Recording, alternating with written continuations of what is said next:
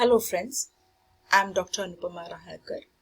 I am going to tell you about an important aspect of Indian culture and tradition. Atithi Devo Bhava. This is a Sanskrit phrase which you might hear often, and it means guests are to be treated like gods. In India, you'll find that every person is considered to carry the essence of God. There is a verse from the Taittiriya Upanishad, which is an ancient Indian scripture, that says, Matru Devo Bhava, Pitru Devo Bhava, Acharya Devo Bhava, Atithi Devo Bhava. This verse is actually telling a person how he or she should conduct in relation to various important people. It literally means be one for whom mother is God, Matru Devo Bhava.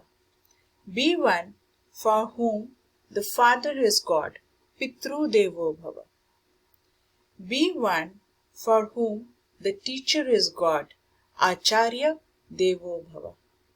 And be one for whom Atithi, the guest, is God, Atithi Devo Bhava. As an example here, I would like to narrate a story of Lord Krishna and Sudama. This story is often cited as an example for their friendship, but it also is a good example of how a host should treat a guest. Lord Krishna grew up in Gokul in the family of Nanda, the king of Gokul, who was basically a herdsman. His friend was Sudama. They grew up together since childhood. And as Krishna grew up and he became the king of Dwarka, Krishna had to leave Gokul and move to Dwarka. Sudama stayed back in Gokul. He was the son of a poor Brahmin. He himself was very poor. And life was struggle for Sudama on day-to-day basis. His wife would often tell him to go and meet Krishna and ask for his help. But Sudama felt that it was wrong.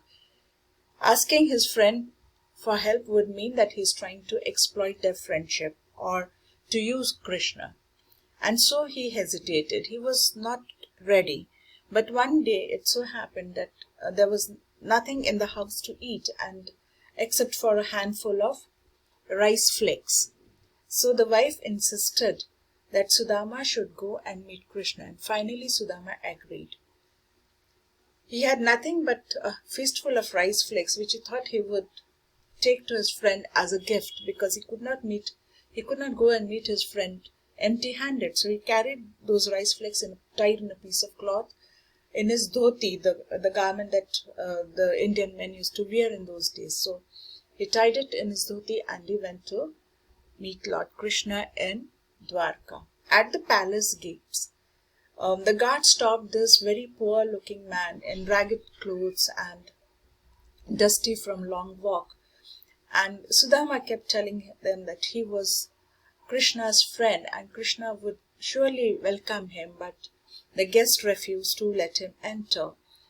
Krishna, who was on the terrace, noticed this commotion. He heard this commotion and he noticed that Sudama was at the gate, and so he ran out of the palace building without even wearing his sandals, and he went out to the gate of the palace and hugged Sudama. He took Sudama into his palace, and as a host is supposed to treat a guest, although they were friends, they could be casual, but Lord Krishna did not forget that a guest is to be treated like God. So he washed Sudama's feet.